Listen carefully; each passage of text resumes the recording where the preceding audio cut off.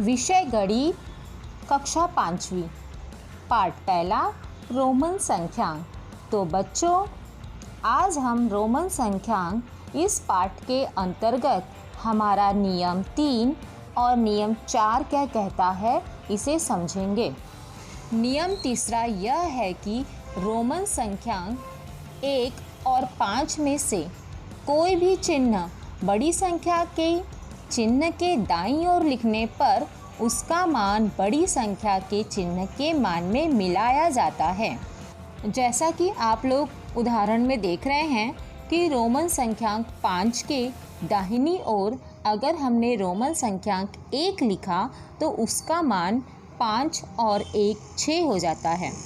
उसी प्रकार दूसरे उदाहरण में रोमन संख्यांक 5 के आगे रोमन संख्यांक 1 और 1 इसको 2 बार लिखा, यानी कि उसका मान 7 हो जाता है। इसी तरह रोमन संख्या चिन्ह 10 के आगे जब हम रोमन संख्या चिन्ह 5 लिखते हैं तब उसका मान 15 हो जाता है। अब हम रोमन संख्यांक लिखने के नियम 4 को समझते हैं।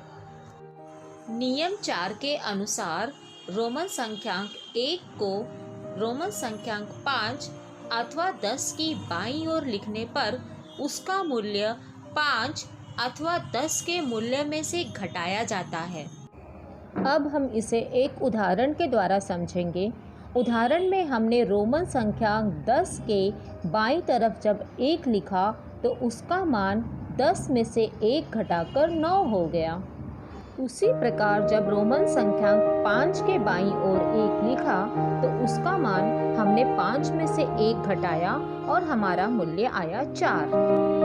रोमन संख्या चिन्ह 1 को हम 5 अथवा x की बाईं ओर सिर्फ एक ही बार लिख सकते हैं, उसे 2 अथवा 3 बार नहीं लिख सकते। जैसा कि अगर हमें संख्या 8 लिखना है और हमने रोमन संख्या चिन्ह 5 की बाईं ओर 3 लगाया तो हमारा यह उत्तर गलत होगा। संख्या 8 लिखने के लिए हम हमारे नियम 3 के अनुसार रोमन संख्या चिन्ह 5 के आगे 3 बार रोमन संख्या चिन्ह 1 बार लिखेंगे, तब हमारा उत्तर सही होगा।